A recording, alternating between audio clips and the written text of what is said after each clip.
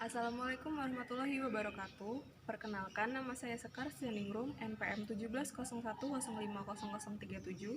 Di sini saya akan menjawab pertanyaan dari ujian komprehensif kependidikan dengan dosen pengampu Bapak Sudirin MPD. Yang pertama, jelaskan yang dimaksud dengan perencanaan pendidikan dan perencanaan pembelajaran. Masing-masing berikan contohnya. Jadi, perencanaan pendidikan adalah suatu kegiatan melihat masa depan dalam hal menentukan kebijakan, lalu prioritas dan biaya pendidikan dengan memprioritaskan kenyataan yang ada dalam bidang ekonomi, sosial, dan politik untuk mengembangkan sistem pendidikan negara dan peserta didik yang dilayani oleh sistem tersebut. Contohnya yaitu tentang model penerimaan siswa baru karena berlaku di seluruh tanah air dan tentang kurikulum inti untuk SMA. Lalu, perencanaan pembelajaran. Perencanaan pembelajaran adalah proses pengambilan keputusan hasil berpikir secara rasional tentang sasaran dan tujuan pembelajaran tertentu, yaitu perubahan tingkah laku serta rangkaian kegiatan yang harus dilakukan sebagai upaya pencapaian tujuan tersebut dengan memanfaatkan segala potensi dan sumber belajar yang ada.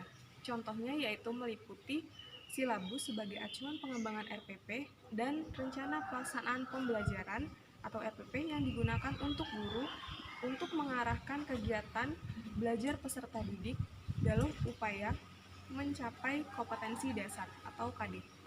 Yang kedua, jelaskan strategi dalam pembelajaran luring dan daring, masing-masing berikan contohnya. Pembelajaran luring adalah jenis pembelajaran yang dilakukan secara offline, yang artinya guru memberikan tugas berupa tugas hard copy kepada peserta didik, kemudian dilaksanakan di luar sekolah. Contoh dari pembelajaran luring yaitu dengan cara door to door atau guru datang ke setiap rumah peserta didik di mana kegiatan ini bertujuan untuk melakukan kegiatan belajar mengajar. Lalu, pembelajaran daring. Pembelajaran daring adalah pembelajaran yang dilakukan secara online, di mana dalam proses pembelajaran itu mengutamakan suatu aplikasi pembelajaran maupun beberapa jejaring sosial tanpa melakukan kegiatan tatap muka. Contohnya, dari strategi pembelajaran daring yaitu menggunakan berbagai macam aplikasi pembelajaran seperti Google Classroom, Google Meet, Zoom, dan WhatsApp Group.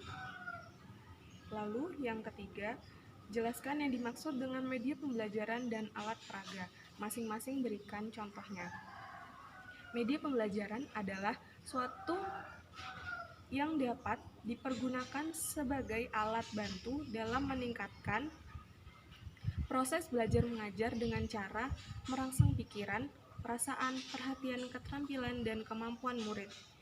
Contoh media pembelajaran yaitu media gambar, foto lukisan, brosur, media gambar fotografi, surat kabar, ilustrasi, kartun, dan lain sebagainya.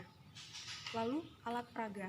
Alat peraga adalah segala sesuatu yang dapat digunakan dan dapat dimanfaatkan untuk menjelaskan konsep-konsep pembelajaran dari materi yang bersifat abstrak atau kurang jelas menjadi nyata dan jelas, sehingga dapat merangsang pikiran, perasaan, perhatian, dan minat siswa yang menjurus ke arah terjadinya proses belajar mengajar.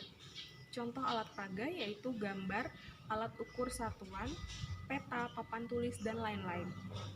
Yang keempat yaitu sebutkan dan jelaskan tentang evaluasi pembelajaran. Masing-masing berikan contohnya. Evaluasi pembelajaran adalah suatu proses yang bertujuan untuk memperoleh informasi yang menyeluruh dan berkesinambungan mengenai suatu proses dan hasil belajar peserta didik, dan sehingga kegiatan ini dapat digunakan sebagai dasar dalam penentuan perilaku selanjutnya. Contohnya, evaluasi prestasi hasil belajar meliputi prestasi kognitif, afektif, dan psikomotor. Yang kelima, jelaskan bagaimana tentang mengatasi masalah kesulitan belajar. Jadi, kesulitan belajar itu dibagi menjadi 3 kategori besar, yaitu kesulitan dalam berbicara dan berbahasa, permasalahan dalam kemampuan akademik, dan kesulitan lainnya yang mencakup kesulitan dalam mengkoordinasi gerakan anggota tubuh. Beberapa tips untuk mengatasi masalah kesulitan belajar siswa yang dapat diterapkan oleh guru yaitu: 1. Menguatkan niat dan kemampuan serta keteguhan hati. 2. Belajar di tempat yang nyaman. 3. Belajar sambil diiringi musik. Yang keempat, olahraga dan senam otak sebelum belajar. Yang kelima, membuat jadwal belajar. Yang keenam, menggunakan metode dan model pembelajaran yang tepat. Yang ketujuh, selalu melakukan evaluasi. Yang kedelapan, mengajak siswa berpartisipasi. Yang kesembilan, membentuk kelompok belajar. Dan yang kesepuluh, melakukan pendekatan personal. Yang keenam, sebutkan dan jelaskan macam-macam jenis psikologi pendidikan. Menurut W.S. Winkel, SJMSC, mengemukakan bahwa psikologi pendidikan adalah ilmu yang mempelajari prasyarat atau faktor-faktor bagi pelajar di sekolah, berbagai jenis belajar, dan fase-fase dalam semua proses belajar. Terdapat teori-teori psikologi pendidikan yang menjadi bagian dari konsep dasar pelaksanaan psikologi pada dunia pendidikan di Indonesia maupun di dunia, yaitu teori behavioristik, teori kognitif atau Brunner, teori humanisme Karl R. Roger, dan teori konstruktivisme.